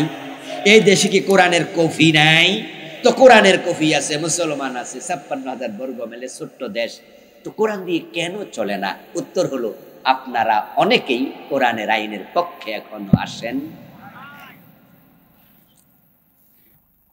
এজন্যই তো সমাজে নামাজ নাই। আমাদের তাবলীগের ভাইয়েরা নামাজের জন্য কি পরিশ্রমটা করছে। আসরের নামাজ পড়া গাছতে বাইর 10-20 জন যাই, কয়জন থাকে একবারে পিঁপড়ার মতো লাইনে লাইনে। তারপরে যারা সামনে পায় 4 পাশ দিয়া গুইরা দাঁড়া, তারপরে এর ধরে ধৈরা ওয়াজ শুরু, এমন ভাবে ধরে সুপারগুলো দিয়া শেষ পর্যন্ত ওয়াদা করাই সারে মসজিদে চলেন। ঠিক আছে জামু, ও চলেন, ও লুঙ্গি খান, 5 গার মতো ছেড়ে দিল। তাবলীগের গাছ হলো মানুষ তো নামাজি কম, পীর সাহেবদের ওয়াজ হলো মানুষ তো নামাজি কম, বক্তাদের মাহফিল হলো মানুষ তো নামাজি কম, হুজুরদের মসজিদে 3.5 লাখ মসজিদে জুমার আলোচনা হলো মানুষ তো নামাজি কম। এখন মানুষ নামাজি বানানোর জন্য ইমাম আবু হানিফা, শাফি, মালিক, আহমদ ইবনে হাম্বল রাহিমাহুমুল্লাহ 4 ইমামের ইত্তেফাকি ফতোয়া হলো যদি কোনো বালেক নামাজ না পড়ে তাকে জেলে দিতে হবে। আইন করে ফেলো, দেখবা ঠেলার নাম বাবাজি ইফতারের মতো সোজা হয়ে যাবে। 6 মাস যদি আইন চলে মহল্লার মসজিদও মুসল্লি জায়গা দেয়া যাবে না।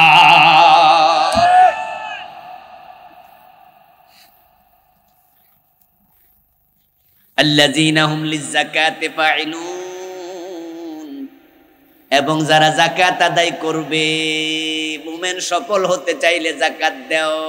এখন যাকাত যে বাংলাদেশে চলছে এটা ব্যক্তিগত যাকাত, এটা রাষ্ট্রীয় যাকাত নয়, অথচ যাকাত ব্যক্তিগত ইবাদতই নয়। প্রতি বছর যাকাত দেন, এখানে 2-4 জন আছি না আমরা, যে যাকাত দিচ্ছেন এটা সিস্টেমই না, এটা ইসলামে ছিলই না। ইসলামী সিস্টেমটা কি? قال رسول الله صلى الله عليه وسلم تؤخذ من أغنيائهم فترد إلى فقرائهم। ইসলামী সিস্টেম হলো রাষ্ট্র ধনীদের থেকে যাকাত তুলবে, তারপর রাষ্ট্র নিজে গরিবের মাঝে বন্টন করবে। এটা ব্যক্তিগত কাজ না। কারণটা কি? কারণ হলো ব্যক্তিগতভাবে যাকাত দিলে দারিদ্রতা দূর হয় না, আর রাষ্ট্র যখন দেবে পরিকল্পিতভাবে দিতে পারবে।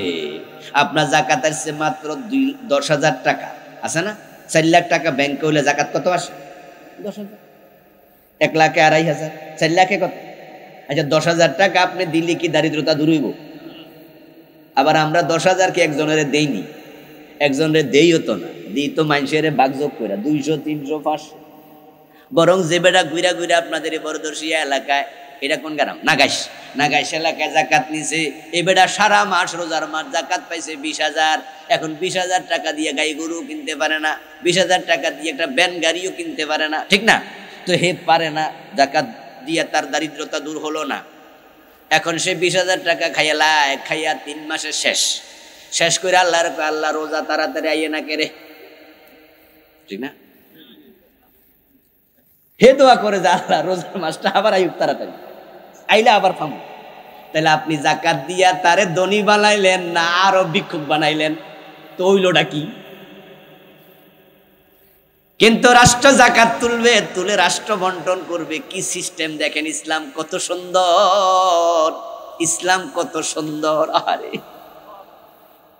ইসলাম সে তো পরশ মানিক, তারেকে পেয়েছে খুঁজি, পরশে তাহার সোনা হলো যারা, তাদেরই মোরা বুঝি। গোলাপ ফুল বড় সুন্দর, পাপড়ি দেখলে চোখ জুড়ায়, নাকের কাছে নিলে মন জুড়ায়, টিপ দিলে আতর বের হয়। কিন্তু গোলাপ যদি কলিতে থাকে, না ফোটে, পাপড়ি তো সুন্দর নাই, নাকে নিল গন্ধ নাই, চাপ দিল আতর নাই। দোষটা হলো গোলাপের না, তারে ফুটতে না দিয়া টিপসও কেন, আগে ফুটুক না। ইসলামের সৌন্দর্য আছে রে দোস্ত, কিন্তু আমরা পাই না, কারণ কোরআনকে আমরা সংসদে ঢুকতে দেই না। আরে কবে জানি যায়, এই স্বপ্ন দেখতেছি, স্বপ্ন দেখতেছি। ওমরের যুগে ইসলামের সৌন্দর্য আমরা দেখেছি। অর্ধ দুনিয়ার সম্রাট ওমর গাছতলায় একা একা ঘুমায়, কোনো বডিগার্ডের প্রয়োজন নাই। অর্ধ দুনিয়ার সম্রাট ওমর মদিনা থেকে জেরুজালেম চলে গেছে, 1000 কিলোমিটারের বেশি রাস্তা, সাথে কোন SSF bodyguard, BDR, police, RAB, সেনাবাহিনী কেউ নাই। শুধু ওটের রশি টানার জন্য একজন চাকর, কোনো টেনশনও নাই। কারণ সব মানুষের অন্তরে ভয় কার? আল্লাহ ছাড়া কেউ কাউকে ভয় করে না। টাকা মানুষ রাস্তায় পড়ে থাকলো ধরবে না, অন্যের হক আমি কেন নেব? হযরত ওমরের সময় জাকাত বিভাগের কর্মচারী জাকাতের টাকা কাঁধে নিয়ে ঘুরেছে, জাকাত খাওয়ার মতো গরিব আর কেন গরিব থাকবে? ধনীদের টাকা সরকারের অ্যাকাউন্টে আমরা দেব, সরকার আলাদা জাকাতের অ্যাকাউন্ট খুলবে এবং আইন করে দেবে। এনবিআর এর মতো আলাদা একটা অফিস বানাবে, পুলিশ থাকবে, জাকাত দ্বারা দেয় নাই তাদেরকে ধরার জন্য। রাষ্ট্র আইন বানাবে, জাকাত দিতে হবে। হুজুরদেরকে বলবে জাকাতের পক্ষে ওয়াজ করেন, টেলিভিশনে ওয়াজ, রেডিওতে ওয়াজ, পত্র পত্রিকায় লিখনি, জুমার মসজিদে আলোচনা। জাকাত না দিলে হাসরের ময়দানে আল্লাহ কি শাস্তি দেবে। জুমার দিন সব হুজুর ওয়াজ করেন, মানুষের অন্তরে ভয় ঢুকুক, পুলিশে আবার ধরবে, রাষ্ট্রের আইনের ভয় ঢুকুক, সবটা মিলাইয়া জাকাত উঠবে। তখন রাষ্ট্র তালিকা করবে, ব্রাহ্মণ পাড়াতে গরিব আছে কত, তালিকা করো। গরিব আছে মোট 2000, রাষ্ট্র প্ল্যান নিল, এবার টাকা দিয়া আমরা এখান থেকে 500 গরিবকে স্বাবলম্বী করে দেব। যারা সেলাই মেশিন চালাইতে পারে সেলাই মেশিন কিনে দেবে, যারা গাই গরু পালতে পারে গাই গরু কিনে দেবে, যারা ভ্যান গাড়ি চালাইতে পারে গাড়ি কিনে দেবে। কাউকে কাঁচামাল ব্যবসার জন্য 50,000 1 লাখ টাকা পুঁজি দিয়ে দেবে। তাদেরকে আবার বলে দেবে, দেখো এখানে টাকাটা খেয়ে ফেলিও না, তুমি ব্যবসা করে কাজে লাগাও, আগামী বছর কিন্তু জাকাত তোমাকে দেব না, তুমি সামনে আগাও, আমরা পিছন দিয়া ধাক্কা দিলাম। তারা যদি যত্ন করে আগায়, 500 জনের মাঝে 400 জন আগামী বছর নিজেরাই জাকাত দিতে পারবে।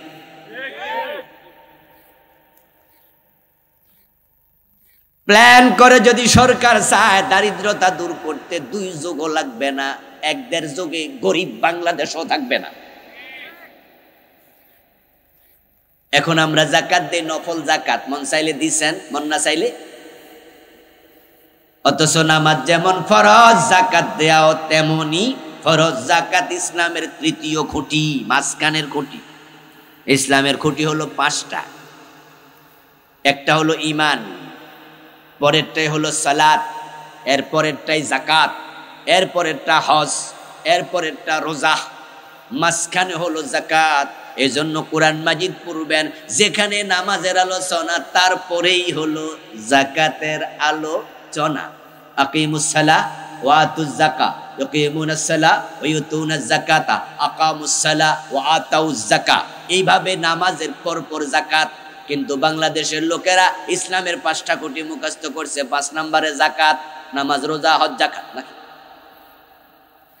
ইসলামের কোটি 5টা, ঈমান, নামাজ, রোজা, হজ। তো জাকাতের কয় নম্বরে নিস? চান্স পাইলে 6 নম্বরে নিস। আল্লাহ সব জায়গায় জাকাতের 3 নম্বরে রাখছে, কারণ হলো মাঝের খুঁটি যদি মাথা তুলে না দাঁড়ায় তাহলে তাবুও সোজা হয়ে খাড়ায় না। একটা তাবু যদি আপনি দাঁড়া করাতে চান, 4 কোণা 4 খুঁটি, মাঝখানে দেন নাই, তাহলে তাবু মুখ থুবড়ে থাকে। আর মাঝখানে একটা দাঁড় করায় দিলে মাথা উঁচু করে দাঁড়াবে। যদি মুসলমান দেশে জাকাত চালু হয়ে যায়, মুসলমানরা কোনোদিন কাফের দেশের কাছে হাত পাতা লাগবে না। আরে আমাদের দেশের টাকাই তো শেষ হবে। আপনি বাংলাদেশে ধনীদের জাকাত দিতে থাকেন, দিতে থাকেন, দিতে থাকেন, 20 বছর পরে ধরেন আর গরিব নাই। আচ্ছা, গরিব যে দেশে থাকবে না ওই দেশে কি জাকাত দেয়া কি বন্ধ হয়ে যাবে নাকি? না, শরীয়তের মাসালা হলো টাকা আছে যতক্ষণ জাকাত দিবা প্রতি বছর দেন। তো জাকাত আপনি তো গরিবকে দেবেন না, গরিব তো দেশে নাই, দিবেন কোত্থেকে? আপনি দেবেন সরকারকে। জাকাত দেওয়ার নিয়ম কি ব্যক্তিকে না সরকারকে? সরকার নেবে। তো খাজুমিনা নিয়াহিম ফাতুরাদ্দু ইলা ফুকারাহিম, সরকারের দায়িত্ব। এজন্য জাকাত দেওয়ার যে 8টা খাত আছে তার মাঝে একটা আছে জাকাত বিভাগের কর্মচারী। অর্থাৎ সরকার জাকাত তোলার জন্য, দেওয়ার জন্য আলাদা কর্মচারী নিয়োগ করে। ওদের বেতনটা জাকাত থেকে দেওয়ার অধিকার আল্লাহ নিজে দিয়ে দিচ্ছে। সুবহানাল্লাহ পড়েন। সরকার যেন টেনশন করে না। আমার দোস্ত, সরকারের কাছে আমরা জাকাত দেব। বাংলাদেশে গরিব নাই, এখন কি হবে? এবার জাকাতের ব্যাংক প্রতিদিন মোটা হবে, মোটা হবে। সরকার রিপোর্ট করবে এই রমাদানে মোট জাকাত উঠেছে 10,000 কোটি টাকা। তবে বাংলাদেশে এখন গরিব নাই, তাই এই টাকাটা আমরা রাষ্ট্রীয় জাকাতের ব্যাংকে রেখে দিলাম। পরের বার উঠছে আবার 15,000 কোটি, পরের বার 20,000 কোটি, হতে হতে হতে হতে সহস্র মিলিয়ন কোটি টাকা জাকাতের ফান্ডে জমা হলো। হঠাৎ করে আমাদের সাতক্ষীরা অঞ্চলে ঘূর্ণিঝড় হয় না, টর্নেডো, এটা সেটা, 10,000 বাড়িঘর মেসাকা। আমাদের দেশে ঘূর্ণিঝড় হলে সাথে সাথে আমাদের প্রধানমন্ত্রী জাতিসংঘের কাছে সিডি লেখে যে আমাদের কিছু টাকা পয়সা দেন, ঠিক না? আমাদের তান মন্ত্রীরা কয় তাড়াতাড়ি বাঙ্গা ফেলেট লইয়া দৌড় মারো, ভিক্ষার ফেলেট লইয়া। এবার জাতিসংঘের কাছে, আমেরিকার কাছে, ব্রিটেনের কাছে দেন দেন দেন, আমাদের এলাকা শেষ। এরা এবার কিছু দেয় আর কয় ভিক্ষুকের জাতিরই দিছি।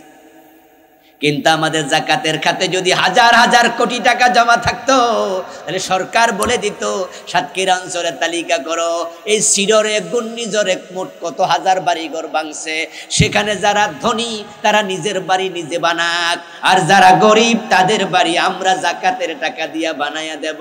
দুনিয়ার অন্য অন্য দেশের লোকেরা শুনতো বাংলাদেশে ঘূর্ণিঝড়ে 10,000 বাড়ি ভেঙে গেছে, তখন তারা বলতো, সৌদি আরব বলতো বাংলাদেশের প্রেসিডেন্ট আমরা আপনাদেরকে 2 কোটি রিয়াল দিতে চাই। তখন আমাদের সরকার বলতো ধন্যবাদ, আপনার টাকার কোনো প্রয়োজন আমাদের নেই। ঠিক না, ঠিক না আমার প্রিয় ভাইয়েরা? ইন্ডিয়া ঘূর্ণিঝড় হতো, আমরা টাকা পাঠাইতাম, আমরা পাঠাই। জাকাত যদি না দেন তাহলে আল্লাহ ছাড়বে না। এখন রাষ্ট্র যে নেয় না, তাই বলে কি জাকাত না দিয়ে বসে থাকবো না কি? উত্তর হলো না। তখন এবার নিজ দায়িত্বে জাকাত দিচ্ছি আমরা। এখন জাকাত দিতেই হবে, জাকাত না দিলে হাসরের ময়দানে সম্পদ গুলাকে আল্লাহ সাপ বানায়া গলায় ঝুলাইয়া দেবে। যারা অবদান থাকেন, কিন্তু আমাদের দেশে জাকাত মানুষ দেয় লামসাম, হিসাব ফিসাব করে না ঠিক করে। বিশেষ করে ধনীরা, গরিবরা করে ব্যাংকে কত আছে, তো 10 লাখ টাকা আছে, জাকাত কত 25,000 টাকা দিয়ে দেয়, হিসাব করে দেয়। ব্যাংকে কত আছে 1 কোটি টাকা, জাকাত কত 2.5 লাখ। ও বাবা রে বাবা, এবার একটু কষ্ট লাগে, আচ্ছা দিয়ে দাও, তাও দিচ্ছে। বড় ব্যবসায়ী জাকাত কত আসবে, অ্যাকাউন্টে কত জমা আছে হিসাব করে দেখে 100 কোটি টাকা আছে। এমন লোক বাংলাদেশে নাই? জাকাত কত 2.5 কোটি, এবার ক্যালকুলেশন করে, ক্যালকুলেটর লইয়া হিসাব কইরা কয় যে 2.5 কোটি টাকা দিয়া আর একটা ইন্ডাস্ট্রি বানাইতে, যাদের আসে 1000 কোটি তাদের যাকাত 25 কোটি। এবার কয় ম্যানেজার সাহেব যাকাত দিয়ে আসছি 20 বছর ধইরা, বন্ধ করা যাবে না। হুজুররা কইছে আল্লাহ বাইরে সোজা করে লাইব, এজন্য যাকাত দেন 5 ট্রাক শাড়ি, 3 ট্রাক লুঙ্গি। কই হিসাব করতাম নি, বেশি কথা কোন কেন, কইছি নি হিসাব করতে। অধিকাংশ পয়সাওয়ালা যাকাত দেয় লামসাম, অথচ কান খুলে শোনো মুসলমান, যাকাত দেয়া যেমন ফরজ, যাকাত হিসাব করাও ফরজ। সিরিয়ালের মাঝে হিসাবের ফরজ আগে, দেয়া শুরুর ফরজ হলো পরে। সূর্য যখন ডুবে যায় তখন কোন নামাজ ফরজ হয়? মাগরিব তো নাকি? আচ্ছা আপনি মন মতো 4 রাকাত পড়ে নিলে মাগরিব হইব তো? 2 রাকাত পড়লে? তাহলে মাগরিবের নামাজ যেমন ফরজ, 3 রাকাত ফরজ, কমও নয় বেশিও নয়।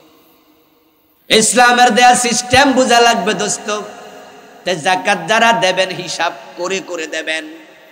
ওয়াল্লাযীনা হুম আনিল লাগবি মুরিদুন, সফল মুসলমান হতে চাইলে 3 নাম্বার গুণ হলো অপ্রয়োজনীয় কথা বলবেন না,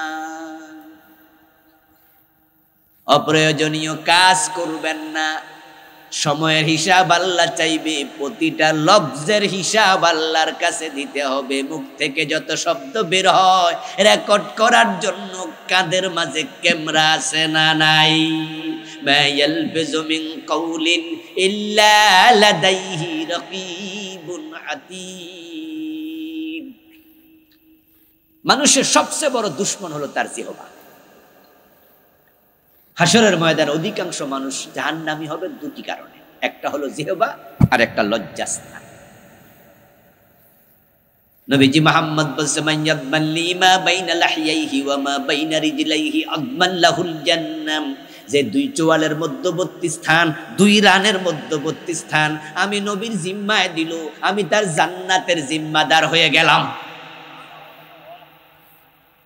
এখন আমাদের অভ্যাস হলো আমরা বুঝলেও কই, জানলেও বলি, না জানলেও বলি, সত্য বলি, মিথ্যা বলি, গীবত করি, চগলখড়ি, শেকায়াত যা আছে সব মুখ দিয়া কইতে থাকে, মনে যা চায় তাই বলে, সামনে যা পায় তাই খায়। এখন সামনে যা পায় তাই খায়, পাবলিক কয় দুধ ছাগলের মতো সাবাস নাকি, মুখে যা আসে বলে ওই পাগলের মতো কষ নাকি। এই কথার কারণে বাংলায় প্রবাদ হয়ে গেছে, পাগলে কিনা বলে।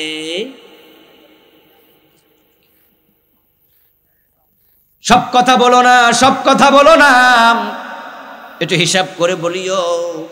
তোমার একটা মিথ্যা কথার কারণে আদালতে দাঁড়াইয়া বলেছ, ওই মিথ্যা সাক্ষী দিছো, একজনের বৈধ জমি বেহাত হয়ে গেছে। তোমার মিথ্যা সাক্ষীর কারণে একজন ভালো মানুষের জেল হয়ে গেছে। তোমার মিথ্যা সাক্ষীর কারণে কত মানুষ কত বিপদে পড়েছে। আল্লামা সাইদির মামলায় সাক্ষী ছিল। ওই মিথ্যুকদের কারণে বাংলার মানুষ 13টা বছর এত বড় মুফাসসিরের তাফসীর থেকে বঞ্চিত হয়েছে। ওনার তাফসীর শুনে হাজারের উপরে কাফের মুসলমান হয়েছে। এই 13 বছর তাফসীর করলে আরো কত কাফের মুসলমান হতো।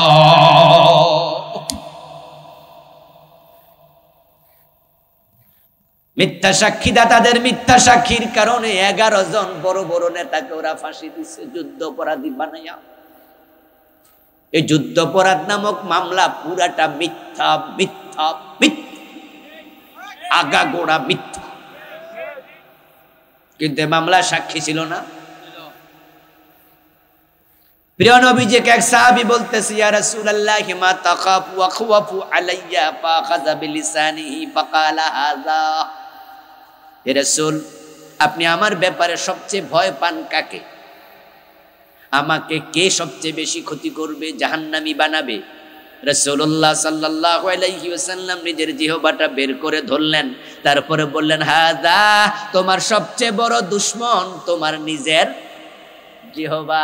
আমলিক আলাইকা লিসানাকা, তুমি তোমার জিহ্বাকে জিহ্বার মালিক হও, জিহ্বাকে নিয়ন্ত্রণে রাখো। ওয়াবকি আলা খাতিয়াতিকা, এবং যে গুনাহ হয়ে গেছে তার জন্য কাঁদো। যদি জিহ্বা নিয়ন্ত্রণ করতে পারো, গুনার জন্য তাওবা করে কাঁদতে পারো, তাহলে তুমি নাজাত পেয়ে যাইবা। আমরা নাজাত চাই না? নাজাত চাই। তাহলে আমরা এখন থেকে মুখ ব্যবহারে সাবধান। অপ্রয়োজনীয় কাজ করব না, কথা বলবো না, গীবত করব না, মিথ্যা বলবো না, জিহ্বার ব্যবহার সাবধানে করব, যা মুখে আসে বলতে যাব না, একটু চিন্তা ভাবনা করে কথা বলবো, নিজের গুনার জন্য তাওবা করব। নামাজ শুধু একা পড়বো না, পরিবার পরিজনকে পড়তে বলবো। আল্লাহ তাআলা প্রকৃত মুমিন হয়ে মরার তৌফিক আমাদের দান করুন, সবাই বলি আমিন। হাযা মা ইনদি ওয়াল ইলমু ইনদাল্লাহ আলাইহি তাওয়াক্কালতু ওয়া ইলাইহি উনীব।